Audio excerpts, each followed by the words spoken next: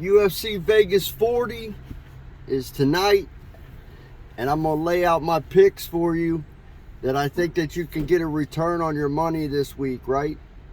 So, first off, let me just say, I'm not a massive fan of this card. I like the Nate Landwehr, Ludovit Klein fight. I think that's a killer fight. If I'm being honest with you, I think that's the best fight on the whole freaking card. Now that Jordan Wright and Marquez got canceled, I think that's the best fight on the whole card. I'm interested to see how Brandon Davis does coming back into the UFC. I want to see if he's a more complete fighter. I got my eyes on him to maybe put some future action on him to see if he's kind of evolved any, you know. But as far as like getting a return, and that's what I'm all about. I don't like betting. I like putting my money on probability. With that being said, I did take a little bit of risk this week. And I think sometimes when you have a card like this, where there's not a lot of definitive answers, you have to a little bit, right? So I'm gonna lay out the picks that I took this week, and it's not many. So the Nate Landwehr fight versus Ludovit Klein. Ludovit Klein has a hell of a fucking left kick, man. And I'm talking, he can lay you out at any second with that thing. And what he likes to do, he likes to take his right foot and sort of kind of kick to your, it's not really your groin section, it's more of like your midsection, but it's lower, right? It's to the low part of your body. He likes to do it sort of like a front kick type of deal. And he'll even do it with his left leg too. But what it does is it gets the other fighter starting to think about protecting down here, because that shit starts to hurt, man. You know, someone digging their toes into you like that and digging the back of their heel into your abdomen, and so they start tightening up. Well, the problem is they start trying to guard that, and then he turns around and takes that left, I guess it's not really a roundhouse kick, and it's not really a question mark kick, but it's just a left kick, man. It's just a head kick, man, straight to your fucking dome, and it knocks you silly. But here's what I did on this fight.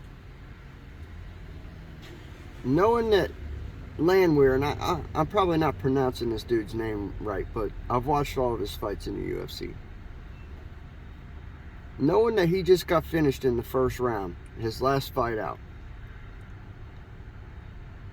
and he was pissed. Like he felt that fight should not have been stopped. And if I'm being honest with you, when I look at it back, it's very questionable. I think there's a lot of refs that would have let that play out for a second to kind of see if he would have got his composure back a little bit. I think maybe he has a legitimate beef there. But knowing that he just got finished in the first round the last time out, I think when he talks to the ref before the fight, and then they often talk backstage, the ref will come and tell him, hey, this is what I expect out of you, this and that. I think he's going to say, hey, man, please give me every opportunity to stay in this fight. Please, please, please do not stop this fight early, right? So, looking at the line, just for the fight to make it out of the first round, it's 190 in juice, negative 190, which almost gets you a 1-to-1 return on your money. I feel strongly that fight makes it out of the first round. And so I bet a whole unit there, right? Knowing that even if he does get rocked with a head kick, I think this time the officials are going to give him every chance to recover. They're not going to stop that fight unless it's for sure he's out. Okay? So I took that line. Now, Vegas believes that Klein is going to stick a left foot upside this dude's head and finish him. They believe that with all their heart. All the lines show it. They don't think this fight's going to go the distance. They think that he's going to connect with that left foot somewhere in this fight. I'm betting that Nate makes it out of the first round. Nate's a dog. He's been finished twice in the first round recently by flying knees. If he's evolving as a fighter, he's got to stop that. And so I'm going to bet on him to stop that in this fight. Now whether he beats Ludovit Klein or not, probably not. I'm just betting that the fight makes it out of the first round. Second pick I got for you. I bet a whole unit on this. Norma Dumont is going to smash Aspen Ladd. I truly, truly believe this. I think she is bigger. I think her hand-eye coordination is much further advanced than Aspen Ladd's. I think her striking is further advanced. The only area that might be questionable is the wrestling, but I think she's a stronger girl. And I think that even if Aspen does manage to get her down, she's not going to be able to get away with her the way she thinks she will. Her punches are crisper, her punches are cleaner. They're not these she looks like a man when she punches. She's got good, clean, crisp striking. Whereas when you look at Aspen Ladd, yeah, she's tough, she's gamely, she can wrestle well. But she hits like a girl. And that's going to be her downfall in this fight. Norma Dumont is just naturally hand-eye coordination. She's just advanced beyond Aspen Ladd. All the steroids that Ladd has done, it's not going to make a difference. And Aspen Ladd is juiced up, let me tell you. Her fucking forehead looks like a film screen. It looks like a fucking movie theater. You don't get a forehead like that on a female without taking HGH. Okay? So first off, she's a cheat. Now look, they all do it. They all do it. So, you know, I'm not going to say that, but she is taking roids. All right? So Nate Landwehr makes it out of the first round. Norma Dumont uses her natural ability and beats up on Aspen Ladd. And then the last bet that I made this week. And again, I don't like gambling much. I am gambling on that Nate fight. I realize that, but I think it's an educated gamble.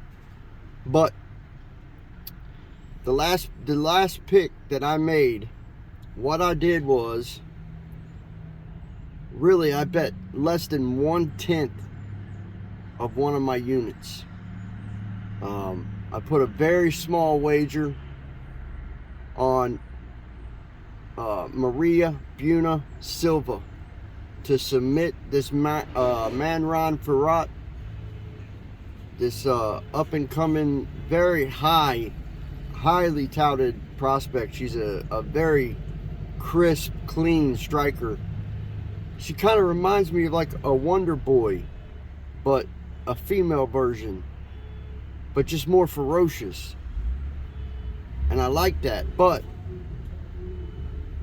I think Buna Silva's being overlooked in this fight. I think she's a better fighter than the odds show. And I think if this fight if she can somehow get this girl down to the ground, her jiu-jitsu is unbelievable. If this girl makes a mistake of going down on the ground with her, it can be over just like that. Maybe she thinks she has her finished and ends up in Silva's guard somehow. It can be over just like that. Because I was watching footage of Buna Silva, and these girls end up in her guard, and they want to get out, but the problem is she holds them there. A lot of people don't know that. She grabs her hands, and the way she positions her legs and shit, she'll get them there where she holds them there. That scares them, that they can't get up. And so what they do is they start to posture up because they don't know what else to do. So they posture up, and that's what she wants. They posture up and try to like become a statue and don't move, so she can't get an arm, or she eats them up. Buna Silva, I'm telling you, she's better at jiu-jitsu than everybody's giving her credit for. Yeah, everybody's saying she's good. I'm telling you, she's great at it. And she comes out of that shootbox camp down there, and I'm telling you right now, man, when you're talking about tough motherfuckers, dude, wow. I believe she's at shootbox down there, Diego Lima's shootbox in Brazil. And let me tell you, well, Charles Oliveira, they create ultra tough fighters. She's not going to go into this fight not having a chance. I'm just going to let you guys know that right now. She's not going to lay down for this girl. So she's a very, very live dog. A very live dog. That's all the bets I made. Now look, I only spent two units this weekend. I only have to hit one on one of them to get my money back. I spent 1/10 of a unit. Oh, the Maria Buna Silva, I spent 1/10 of a unit, less than that actually, for her to win by submission. Okay, for her to win by submission, because I think if that's how she wins, if she wins, that's what it's going to be. It's going to be a submission. I don't see her winning any other way. I could be wrong, because her striking looked crisp the other night when I was watching her workout too, though. But I think she's outdid in that department with this girl that she's facing. But we'll see. Like I said, we'll see. She comes out of that shootbox camp, so maybe not. 1/10 of a unit on her to win by submission pays me nearly 6 to 1 if it hits, and I think it's more probable than what some people might be thinking. I'm probably going to take the other 4/10 of that unit and play around with some of the other fights. We're talking a very small amount. I probably shouldn't be doing that. It's wasting my units, but I typically bet 3 to 4 units every week, and this week I only got 2.1 units out there, so I'm going to play around with another 4/10 of a unit on different bets, just trying to hit different things, but staying ultra tight, looking for a return on my money. I hope you guys, if you guys take these picks, I hope that you guys get a return. Enjoy UFC Vegas 40, and we'll see you guys next week.